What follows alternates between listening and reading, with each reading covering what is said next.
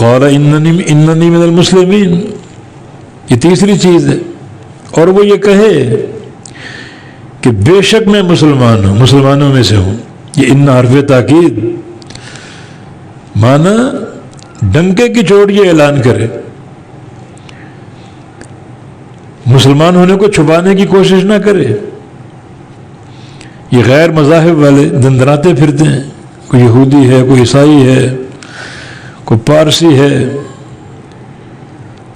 اپنے آپ کو چھپاتے نہیں ہیں،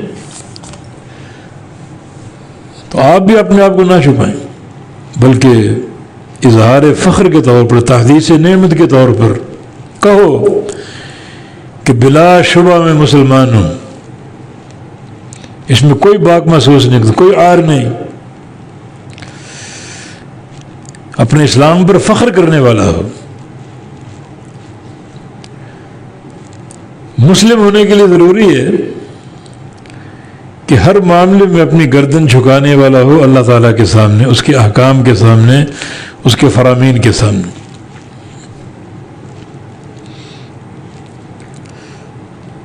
مسلم ہونا بہت بڑی بات ہے۔ ابراہیم علیہ السلام نے اللہ نے فرمایا تھا کہ اسلم، مسلم ہو جاؤ، مسلمان ہو جاؤ۔ قال اسلمت لرب العالمین، میں مسلمان ہو گیا۔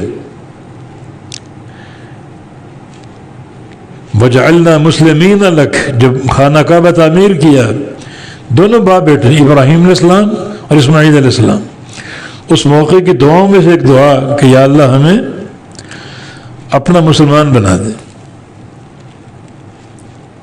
اتنے اہم موقع پر یہ دعا، مسلمان ہونے کا معنی اپنے سامنے جھکا لے، ہمیں اپنے ہر فرمان کی قبولیت اور اطاعت کی توفیق دے ہمیں، ہم تیری شریعت کے سامنے، تیرے فرامین کے سامنے جھک جائیں، اپنے آپ کو جھکا لیں۔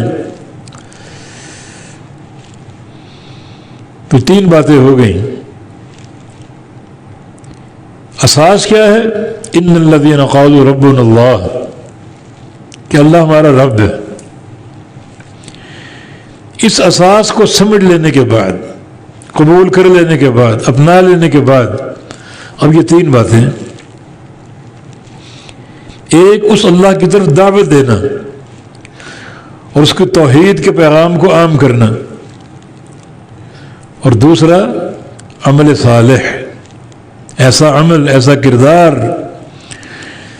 جو مبنی پر اخلاص ہو اور پیغمبر علیہ السلام کے طریقے اور آپ کی سنت کے عین مطابق ہو،